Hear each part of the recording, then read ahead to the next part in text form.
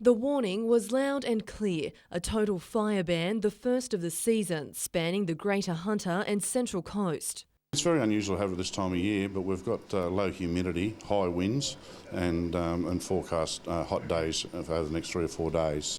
And it didn't take long for blazes to break out. At midday, the Rural Fire Service received an urgent call for help when a property at Greater came under threat.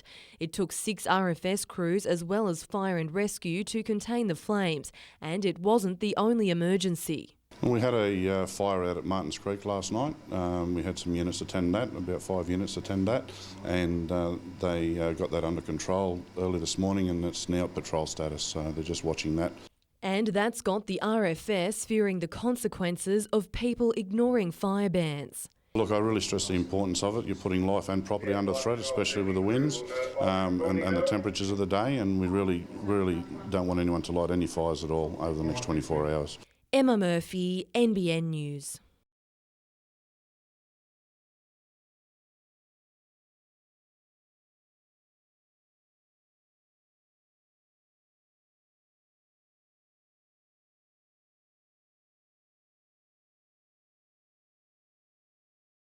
We're talking about swaths of bushland being knocked over. We're talking about waterways being destroyed.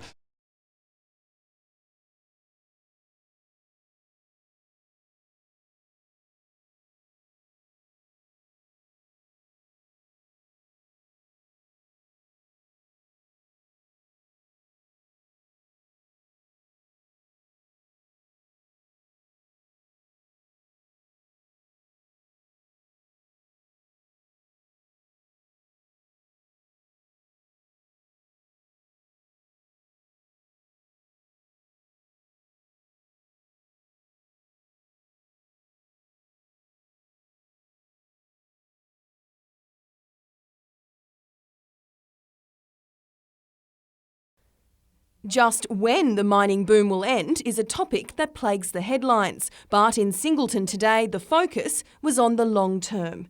Coal industry and conservation stakeholders met to discuss how, in the years to come, land affected by mining in the Hunter can be rehabilitated and restored to its former glory. In a lot of cases in the Hunter, it might have been grazing or some sort of forest reserve. So those are two of the main, land use options.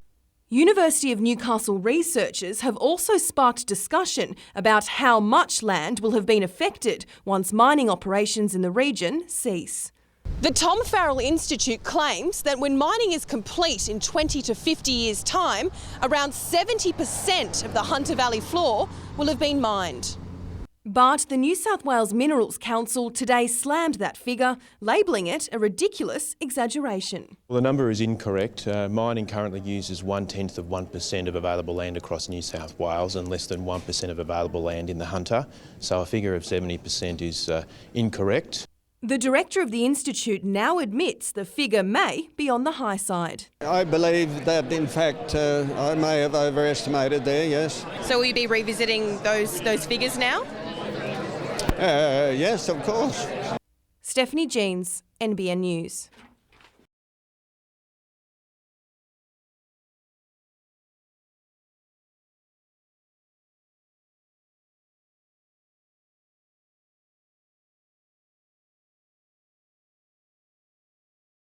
As has the Gold Coast done, and the Pilbara has made a city of itself in the last few years as well. So it's the next machination of what we will be into the future that's really important to tell other people about.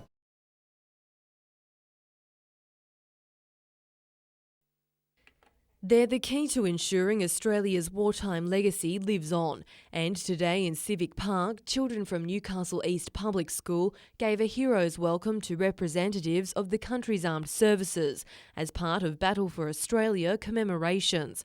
With this year marking the 70th anniversary of the Japanese attack on Fort Scratchley, the ceremony focused on Newcastle's war effort. Newcastle's contribution to the war was vital. This area was the most heavily defended part of the coastline in Australia. Merewether High students were asked to research the Allies' involvement in World War II. Claudia King was given the honour of delivering the commemorative address. It helped us to understand the liberties that we have today and who has given us the opportunities that we have. And that's music to the ears of those who have fought for their country. The people who are directly involved in that now are really passing. In a few years' time, if we don't just remember what happened then, it'll be gone. And that's the nature of the beast. Emma Murphy, NBN News.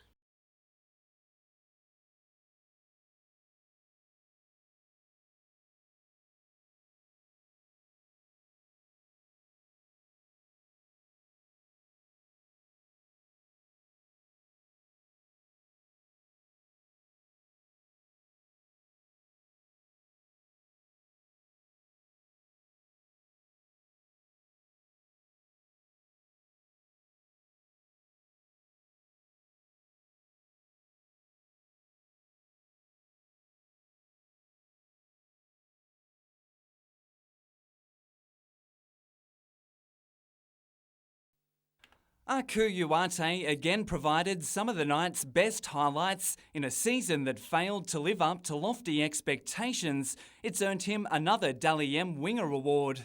Just want to thank my family and friends, coaches and all the staff in Newcastle for helping me throughout the year. Uate scored 18 tries, 12 of which came after he was dropped from the Blues. The 24-year-old denies that was his motivation. Not really. I just moved on from it and I just want to improve myself and hopefully get another chance next year. Meanwhile, Wayne Bennett has told NBN News that when he first arrived in Newcastle, there was a distance between him and the players. Once I got my head around what I kind of had to do here and what needed to be done and all of that, then I probably changed some things, changed myself a little bit to accompany their needs more than what I thought we should be doing. The Supercoach says looking back, defence was the team's big turnaround. Now he just wants to clean up those lapses. We're getting the times down at the moment when that happens, so they're all good things and that's a good stepping stone for the start next year with. As for the decision to let long-time fan favourite Junior Sau go to Melbourne and Wes Nagama to Penrith. Reflecting on that, are you happy with those calls and the direction we're going now? Well, I was a bit confused myself. It wasn't just the fan. So, but the decisions have been made and let's move on time. Kevin Messam, NBN News.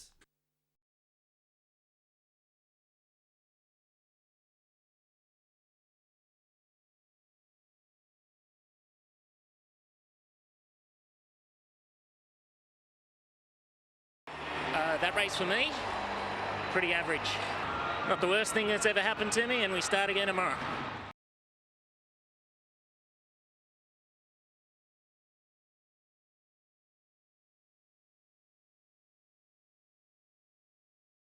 I'm here to get PBs. I'm not here just to win medals. I'm just here to have fun, get into a final and try and get a medal. It's just a bonus.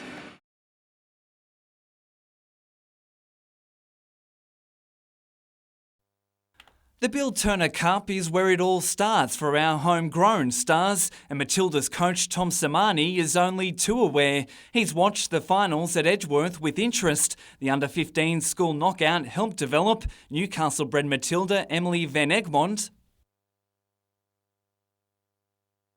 and fellow young gun Alana Kennedy, who today were named in the squad to tour North America. She's an outstanding player. In fact, she reminds me of one of our great Newcastle players, Joey Peters. Kennedy's one of several players Samani says has benefited from Australia's switch to Asian football, even though the Matildas have missed 2 Olympics. Although, we haven't had the same success in qualifying for some tournaments that we had in Oceania, we've certainly benefited from the type of competition we've gone into in Asia. As for the Bill Turner Trophy, the Hunter Sports High girls were denied 3rd, thanks to a cracking goal from Palm Beach Currumbin's Catherine Plug. Meanwhile, the Newcastle Gents are preparing to tackle Sydney FC in a pre-season trial this weekend. Despite his contract being extended to 2014, coach Gary Van Egmond says he's ready to be judged on this season. Look, I mean, at the end of the day, you're going to be judged even if you're winning the comp. So you'll always have critics, but that's not my motivation. My motivation is to make this into the best football club that we most possibly can. And it seems Job Wheelhouse may not be the only captain this time around. The role could be shared. We've been talking about certain things in regards to what we stand for as a club and what we stand for as a team and what individual roles people play in that. Kevin Messam, NBN News.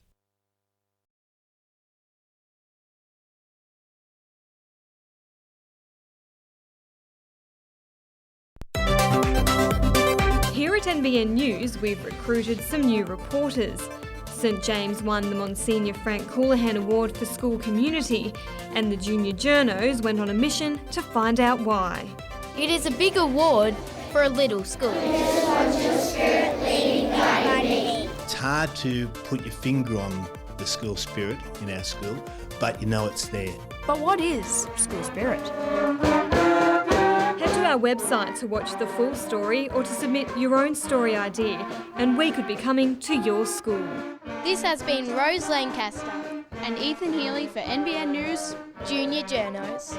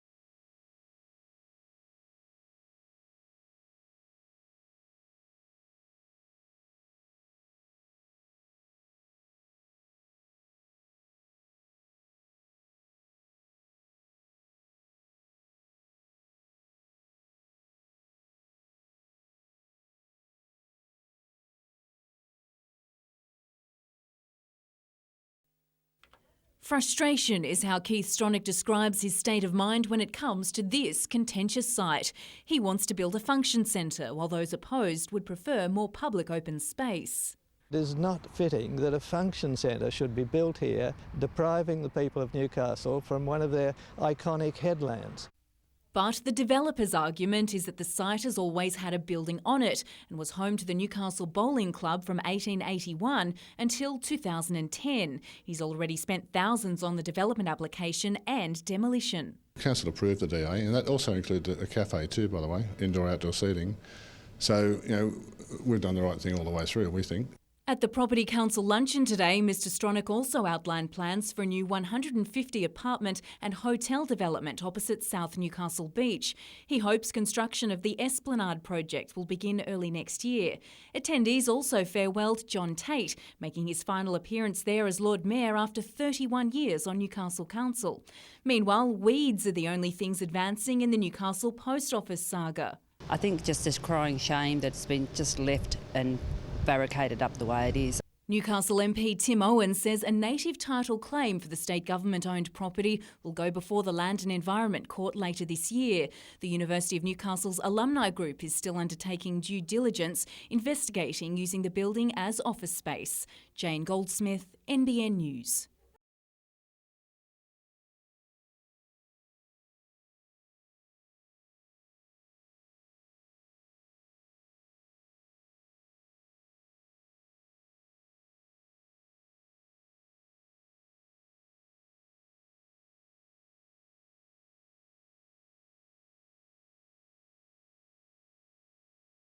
Of course, we could do more, and we continually try to improve our practice and constantly try and reach out to the people who have been harmed.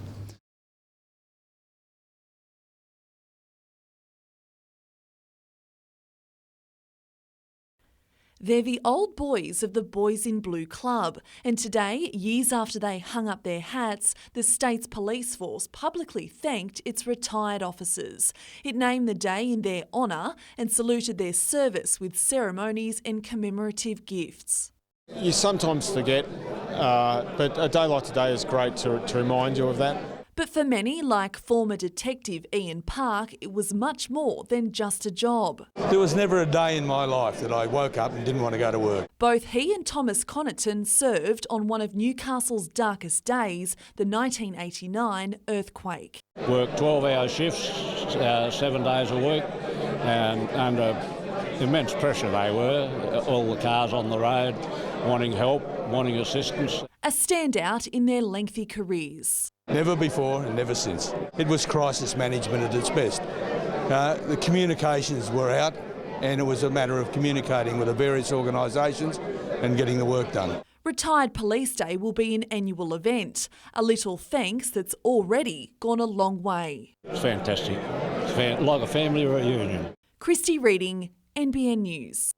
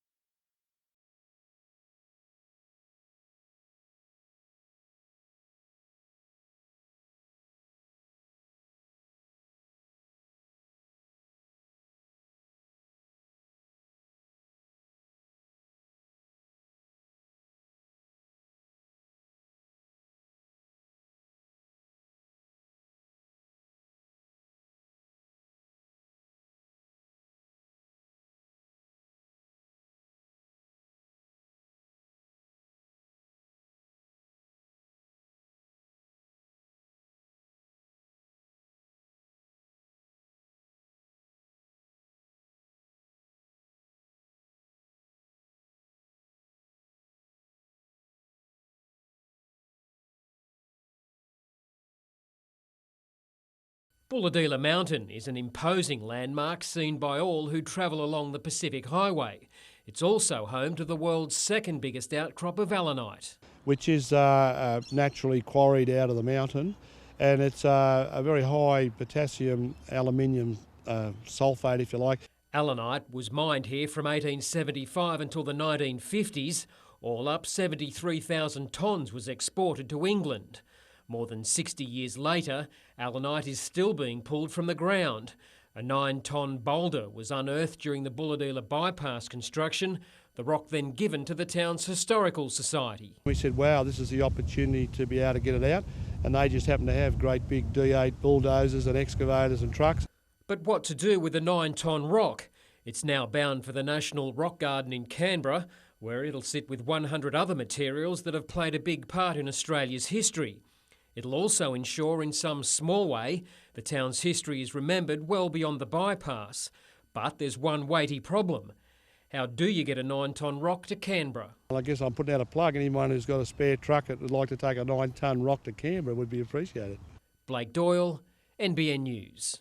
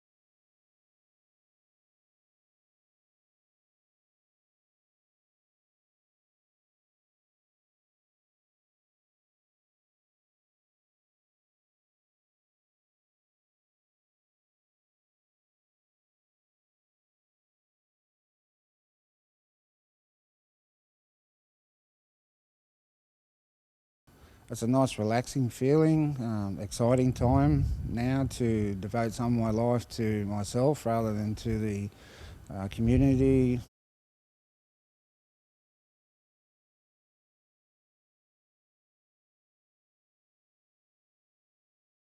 Every time it rained, we just donned our wet weather gear and waited for them to play dodgem cars up the mountain, as we affectionately called it.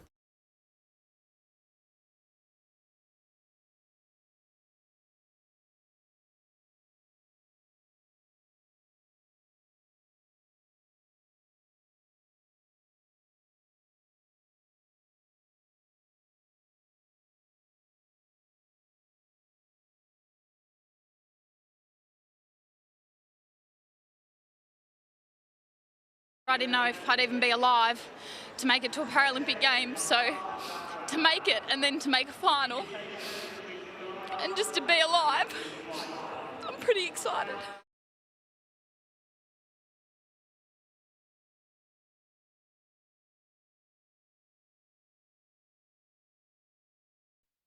It's 18 months in the making and an Australian first. The Gents have joined forces with the FFA and Northern New South Wales Football to create a new junior elite pathway.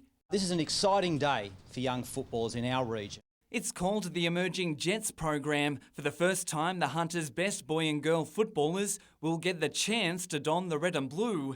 The top talented players should be developed by the top professional clubs. That's the way it's everywhere in the world. Hundreds of juniors are expected to line up for selection trials. They'll be cut to 170, with age groups ranging from under 10s to 18s, forming teams to play in state and metro leagues. The cost for each child, about $650 a year. In comparison to 2 hours down the F3, I can tell you it's a lot more affordable. Homegrown gent Ben Kentorowski says that's crucial. Impacted a lot on our parents as well and families and whatnot, and financially it was a big thing. So I think it's a great sort of initiative that they've implemented here. Each member of the senior squad will also be assigned a team to mentor. Yeah, it's excellent. I remember when I was young and you had young professionals come to training and you really got a buzz off that. The hope is for Newcastle to become the leading junior developer in the country. We have produced quality players in the past, the Ray Barts, the Cole Currans, and we want to keep doing that in the future, and this is part of it. Kevin Metham, NBN News. He played for the now-defunct Northern Eagles, the Rabbitohs, and even had a stint in England. But Joel Penny says his best form arrived in 2012. Probably as I get older, the art of trying predicting things and deception rather than pace come into play. It's certainly working. Last night he was named Newcastle Rugby League's Player of the Year. It was nice to get the award, and the fiancée is happy because she gets a trip. The elusive Rosella's veteran has had an incredible year of scoring tries and setting them up. We call him our spiritual leader around the club. He, he's in everything. He's very passionate about his football and the club. I love playing it. I was never really one of the bigger kids. I'm probably still due for my second growth spurt, but, I'm not crossing my fingers. Penny's other passion is teaching at St Paul's High at Lake Macquarie, but he admits a premiership this year would top everything. That's what everyone plays for, and that's every player in the last 4 teams in this competition are trying to get. So it'd be an awesome feeling to be able to have that at the end of the year. He'll line up for Wests in the major semi against Cessnock on Saturday. Kevin Metham, NBN News.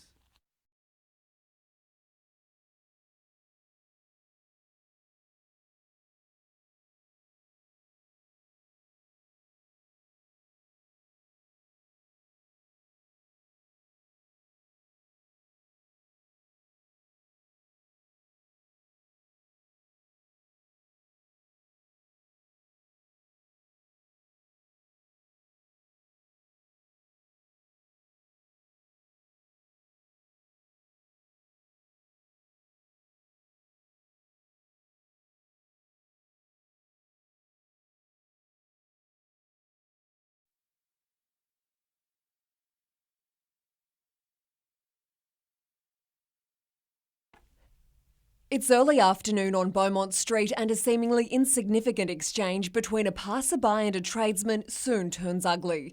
CCTV captured several minutes of the melee which unfolded last November. Witnesses allege the man that was struck continued to provoke the tradesman despite repeated calls for him to back off.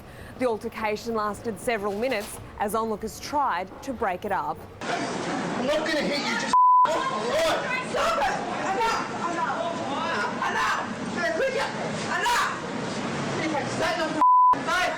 This video posted on several social media sites reveals just how heated the exchange became. Almost a year on, locals can still remember the frightening details. The builder saying to the guy, please, I don't want to fight you. I don't want to fight you. Don't, kept pushing him away. And this guy just kept coming at the builder all the time. And spat blood on him, and that's when kind of went overboard and punched him. The incident happened just down the road from where a man was hit and later died after a night out in Newcastle in 2009. Health experts say the ramifications of head trauma in the community are serious and far-reaching. On the long term, it has been seen that this increased the risk of memory loss, change in your character, inability to have a relationship with people. Kath Landers, NBN News.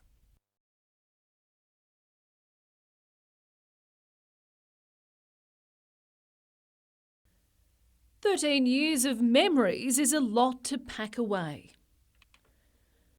The days are now numbered for Newcastle Lord Mayor John Tate. With the local government elections tomorrow, his contract with the community is coming to an end. Well, I'm going to miss this place. This has a special place for me, this office. And he has just one request for the new Lord Mayor: keep the desk. It's a fine old desk. A lot of paperwork has passed over it, and I hope it can be here in this office for many years to come. Tate will be bowing out alongside Lake Macquarie Mayor Greg Piper and Port Stephens Mayor Bob Westbury. And with Nova Castrids given the chance to choose their next mayor, Tate says we need to take advantage. Democracy is something a lot of people have worked hard for. We need to value it and put effort into thinking about who you're going to vote for. If you haven't already done so, make sure you vote tomorrow because, well, it is compulsory, and if you don't, you will get a fine. And just remember, there's always plenty of people to make sure you get it right. Thank you, thank you, thank you, thank you. Wow, that is a lot of information. The busiest time is 8 a.m. to 10 p.m, so if you don't need to vote then, I try and avoid those because there'll be less queues after 10 a.m, hopefully. Amy Ziniak, NBN News.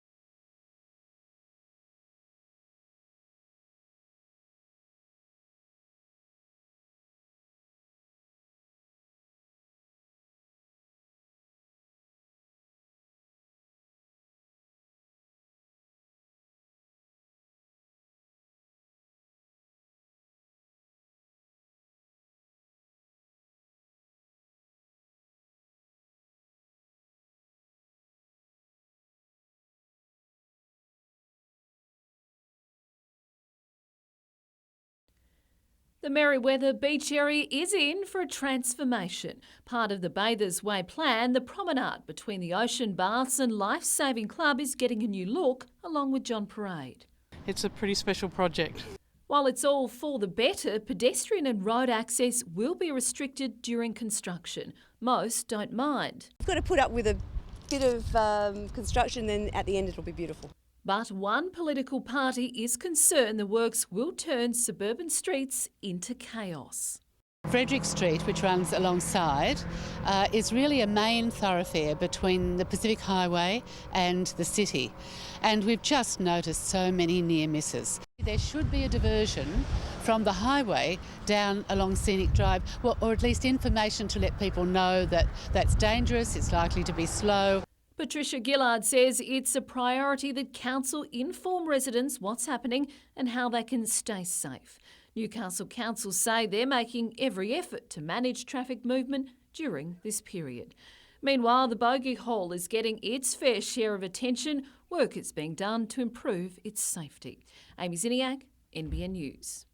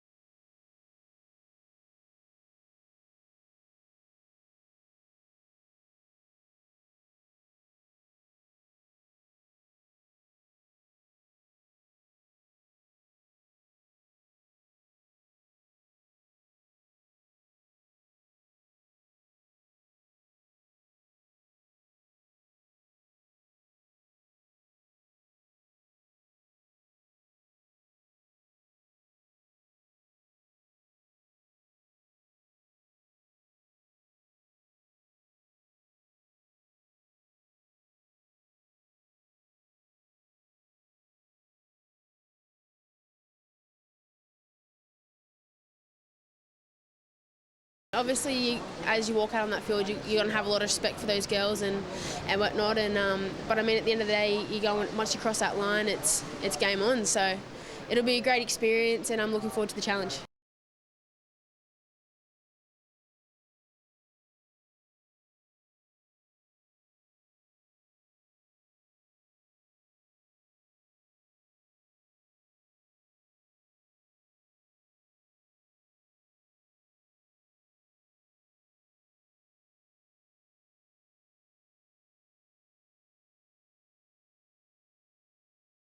A few smiles at today's captain's call, but that's where the pleasantries end for the State League's biggest rivals. Expect plenty of sparks during Sunday's Broadmeadow-Hamilton crosstown clash. It's the most anticipated grand final in years. The players are sort of playing it down, but the coaching staff are still sticking to their guns. Oh, definitely. It's very exciting, mate. The boys are all pumped. But for Magic skipper John Bennis, the feeling is more of frustration as he recovers from injury. How is the ankle? Yeah, it's a bit tender, mate. I'm going to have a first run sort of tonight on it and see how it goes there. But I think Damien's going to give me up to the last minute to see how it goes. Star striker Peter Haynes is in the same situation after fracturing his shoulder at the weekend. Still, others in the Broadmeadow camp are shaping up nicely. Scott Pettit hitting his best form. Yeah, Scotty's doing really well this year.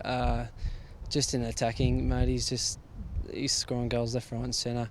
Hamilton, meanwhile, is sending off veteran skipper Matt Austin, who, after 18 years at the club, has never won a premiership. We didn't start too well in the first month, and thinking back then, I knew I was going to retire, and I think, we can't go out this way. But as it's worked out, we've done really well. The 36-year-old says his retirement won't be used as motivation by the team. When Olympic play Macedonia in a grand final, I don't think you need much more motivation than that. Hamilton has confidence and history on its side, easily accounting for the defending premiers in their past 2 encounters. Kevin Metham, NBN News.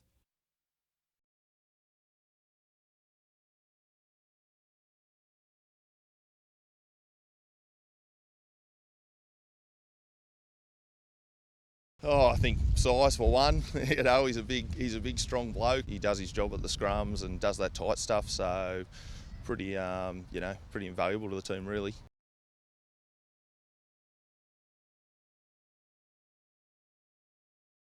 The club's been on the receiving end for a lot of years, so yeah, to finally get there, it's brilliant.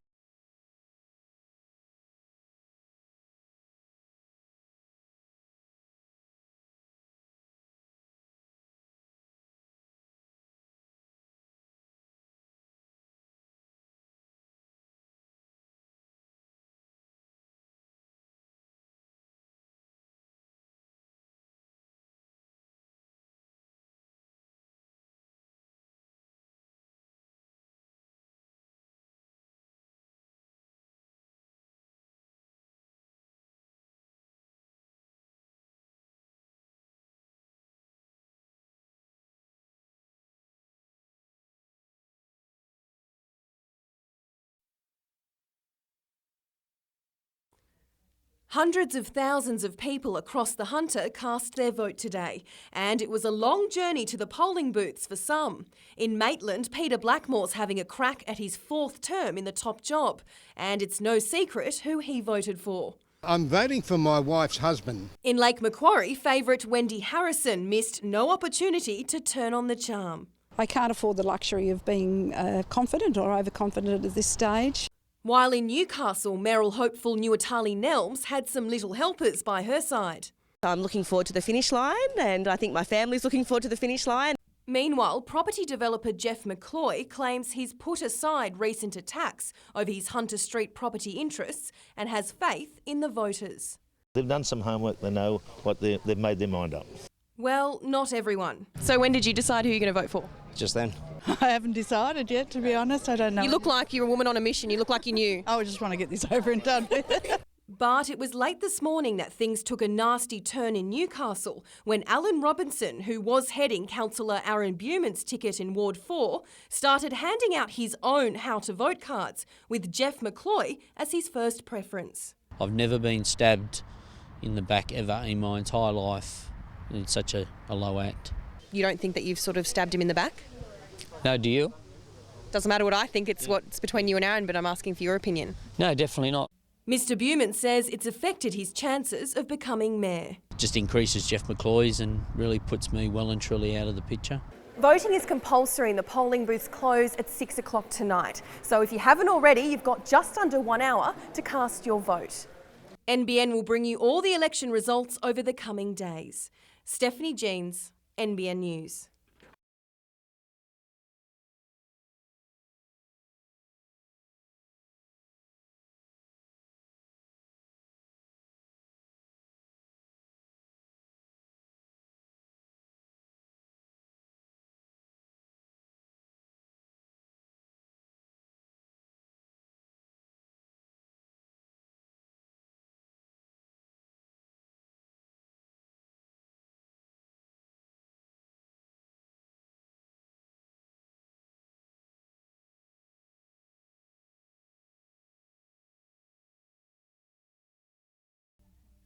Madison Elliott's coach always knew she had talent. He simply thought it would be on show in Rio 2016, not London 2012. I was expecting her to do really well, but not this well. This is just fantastic. What she's done is just above and beyond all expectations. These days, the teenager has her own personal shrine at Coghlan Swim School. For the 18 months prior to the Paralympics, she was just another athlete, doing 8 gruelling sessions a week, some starting at 5 a.m. Comes in, smile on her face, ready to rock, jumps in the pool and just does everything you tell her to do. You know, come of an afternoon, 4 o'clock, she finishes school, comes in, she's in the pool by 4 o'clock, another smile on her face. She's already an inspiration to others. Her mentor believes success won't change her attitude. She will come back and will live it up and really enjoy it, but she'll still be Madison, no matter what she does. Back in London, fellow Hunter swimmer Prue Watt will line up in the 100-metre breaststroke later tonight, backing up from her 5th place finish in the 200 IM. I was really looking forward to getting out there and just giving it another crack and hopefully go better than this morning, which I did. So, I can't really be happier than that.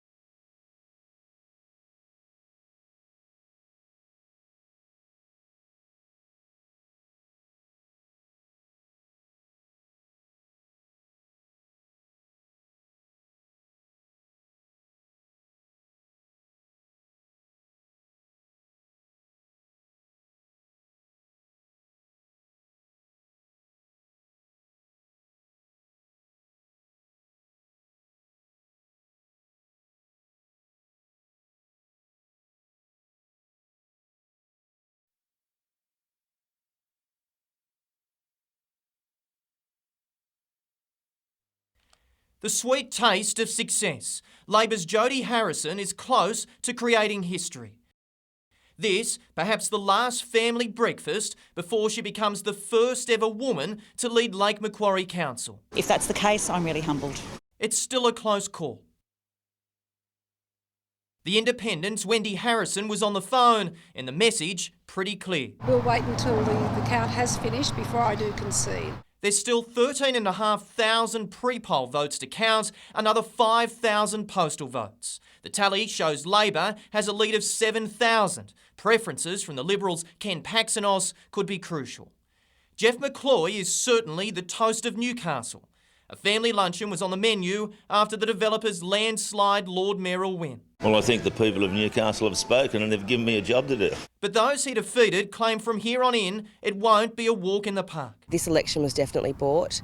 It just goes to show that Newcastle can be for sale, and I think it is a sad day for democracy in Newcastle. I think it's going to be quite a problematic council in many ways, this next one. For the record, though, he did get enough. Former jockey Alan Robinson's last-minute defection to the Macquarie team will also likely give the new boss weight in numbers on council. You never know with Alan. Things were a lot more relaxed in Maitland. Peter Blackmore is back, wife Robin not the only one who's stuck by his side for a fourth term. And you've put in a lot of effort, as has my team and many volunteers that worked on the booths for us yesterday. So this is for them. Cheers, team.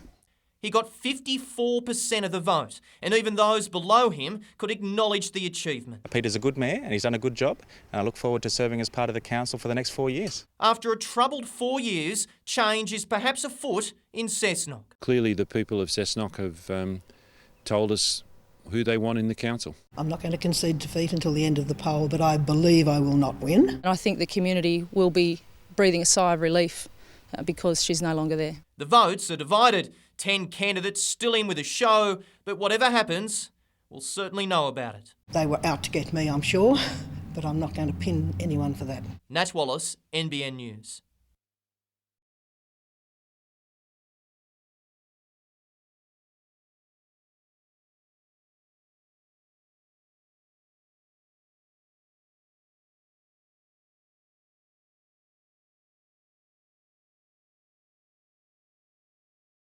I'm incredibly excited by that swim, and I'm just relieved, I guess, as well.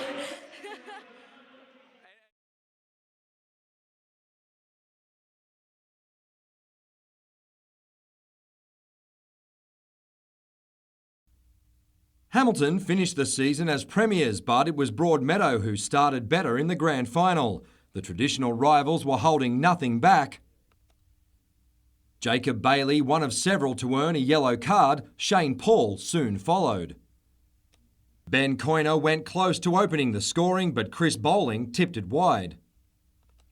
Hakan Khan Lee showcased some Cristiano Ronaldo moves, but his shot didn't trouble Brad Swancott. Khan Lee then turned provider, linking perfectly with Paul, who put the defending champions in front. 1-0 at the break soon became 2 as Scott Pettit doubled Broadmeadow's advantage. Hamilton was then reduced to 10 men as an angry Majorowski was sent off. With their rivals short on troops, Luke Vigili set up Pettit, who claimed a second-half brace. Chris Burlein came off the bench to set up Reece Tippett, who put the icing on Broadmeadow's cake. A late strike to Coyner proved to be a mere consolation as the Magic made it back-to-back grand final wins.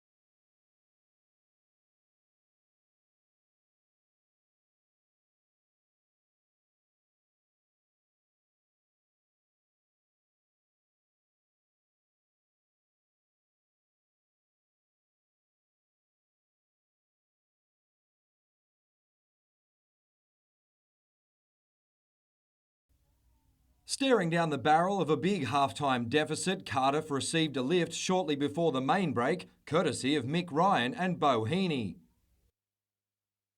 The battle raged on as the sides headed to the sheds, but the Panthers kept their heads in the second half, Peter Van Dam on target. While the Hawks struggled for scoring opportunities, Van Dam found his range. Down by almost 40 points, Cardiff started the fourth quarter with a bang. When Cam Jones grabbed a goal from 50, there was hope of a comeback. But the recent domination of Newcastle clubs was coming to a close as Terrigal Avoca won its first grand final since 2000.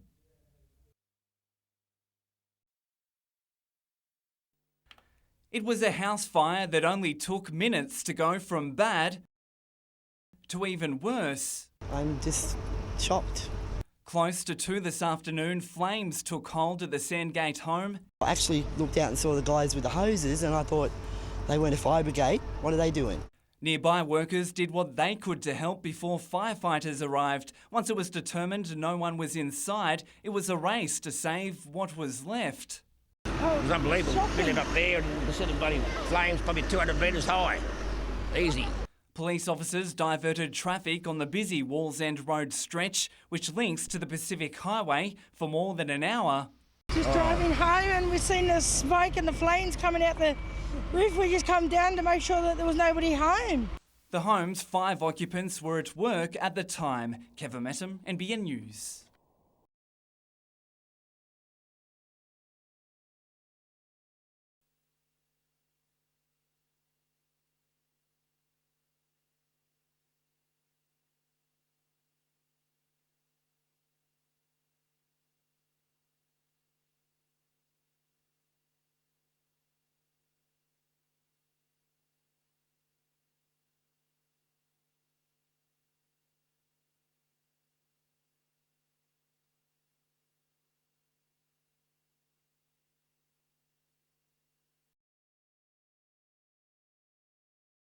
Lake Macquarie has all but elected its first female mayor, Labor's Jodie Harrison. But despite an outpouring of congratulations, she won't claim victory just yet. It's a little bit frustrating. Certainly the vote doesn't seem to be changing much, but we just want to make sure that it's absolutely certain.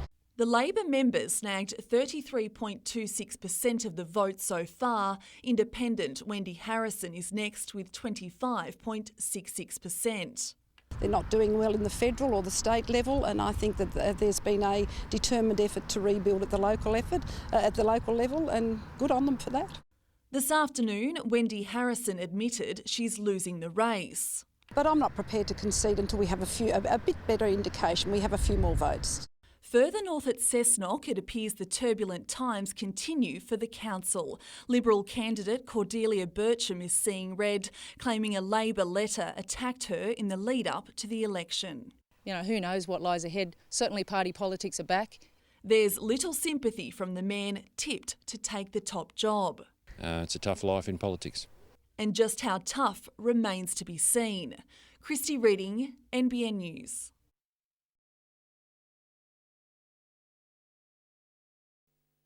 The count to decide Port Stephens' first popularly elected mayor is so close, it's now down to postal votes and preferences. One contender is trying to beat the election heat. I must admit I'm just staying away from it and having a swim and enjoying myself. Jeff Dingle is one of 2 front-runners. He needs preferences to go his way to beat fellow independent Bruce McKenzie, but says mayor or not, it's a victory. I won all the East Ward booths, every single East Ward booth, plus Anna Bay. Mr McKenzie won't speak publicly until the result is official, something his opponent today took a swipe at. No, he's not a happy boy. He's not a happy boy because he thought he would have been on the front page of the Herald this morning. Well, bad luck, you know. I'm a fighter. Fellow mayoral candidate Sally Dover has packed up and conceded defeat. People tried to devalue my character, and I've been, as I said, in there for 8 years, and I've worked hard for my community. Meanwhile, there's also a tight tussle at Singleton between newcomer Kylie Stibbard and former Mayor John Martin. The top job is also expected to go down to preferences. Sue Moore has kept her spot on council. Kevin Mettam, NBN News.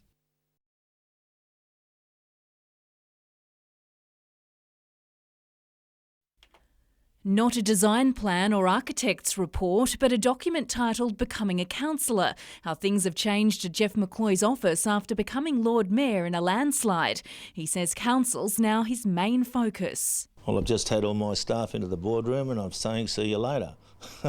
If you need me, you know where the phone is. He's optimistic about the new Newcastle Council working together, while others have their doubts that one man is able to take control. The public want council to do things. The public are sick of the arguing, the debate and no outcome. My aim is to quietly sit down with the other councillors so that we are objectively looking at things and making those decisions. Hunter Street improvements, the termination of the heavy rail line and making council more efficient are his priorities, while the developer's also raising eyebrows by calling for a list of DAs with reasons why they weren't approved. The backlog of development applications needs attacking quickly. There is very little work out there for the sub-trades. That's a shame, and it's been bogged down somewhere in the place. We need to find out where that is. The full makeup is expected to include 4 Labor councillors, including Nuatali Nelms, 4 Liberals, Greens councillor Michael Osborne and Independent Alan Robinson. 2 other seats remain undecided.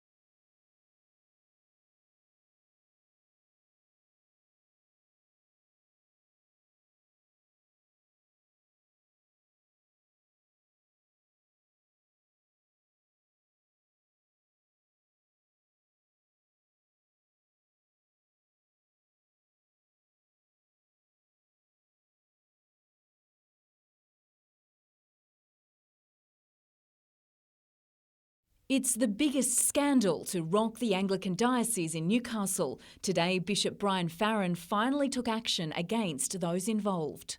I'm going to, on the recommendation of the Professional Standards Board, to depose Graham Lawrence, Bruce Hoare and Andrew Duncan, who are priests of the Anglican Church, from holy orders.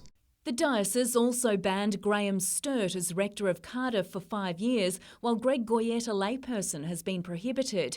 The decision to defrock the priests, including the former Dean of Christchurch Cathedral Graham Lawrence, follows the alleged indecent assault of 2 teenagers in 1984 at a motel in Narrandera during an Anglican seminar, as well as other incidents that preceded that date.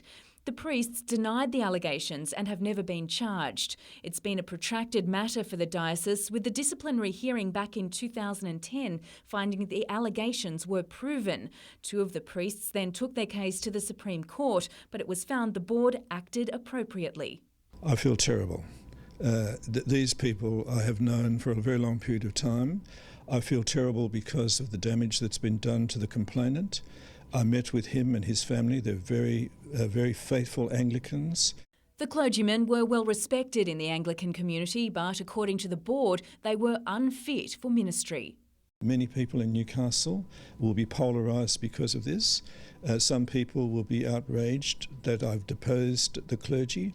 Other people will think that this is the only outcome that ought to have been made. Bishop Farron says there's now some closure for the victims. They're not thirsting for revenge at all. They are simply wanting justice, and they're wanting their church to be a safe place. Jane Goldsmith, NBN News.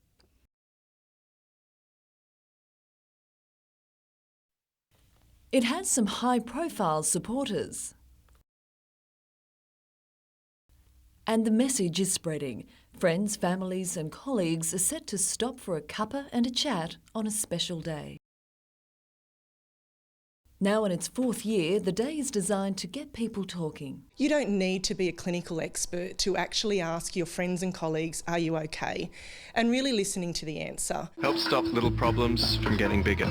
The campaign coincides with today's Global Awareness Day for Suicide Prevention, focusing on protective factors. Things like being connected to community, being connected to family, being physically healthy, being mentally healthy. And Thursday will be an opportunity for us all to participate by starting a conversation with someone who may be struggling. If you are generally worried about someone, there is more harm in not saying something than saying something to them.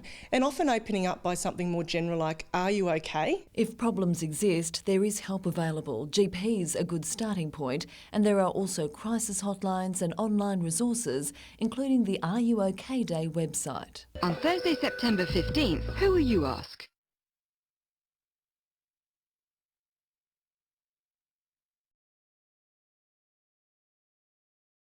A huge crowd lined the shore of the Hunter River at Raymond Terrace, north of Newcastle in 1976 for a unique aquatic event.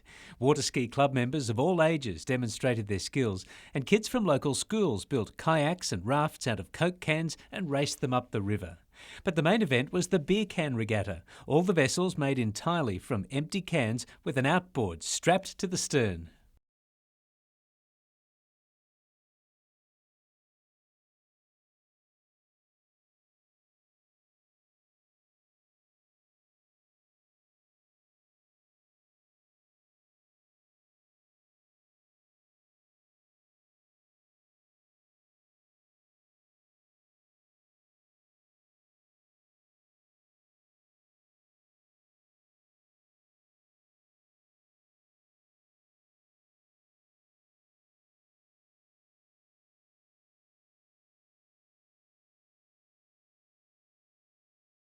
Jim Sullivan and Neville Graham commentated the event, which attracted some of the best and worst beer can racers in the country.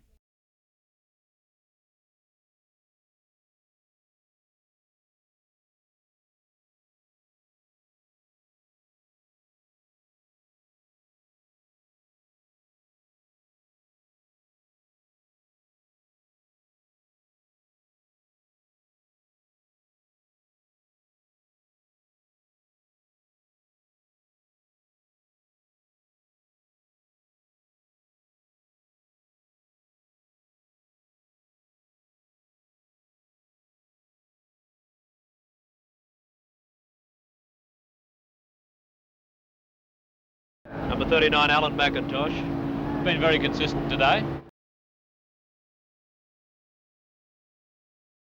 One of the boats this morning, the outboard motor fell off the back and into the water, and that took a little bit of sorting out.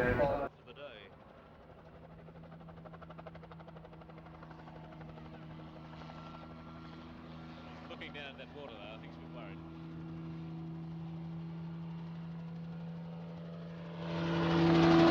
Hi, bud. And third prize is 25. Yes, it looks as if the Coke... Looks as if he's going to have to fall over or sink not to win. The Nelson Bay Marina entry's got a clear half a lap lead. Yes, there's very little opposition at this stage. I think the... Oh, right out of the water.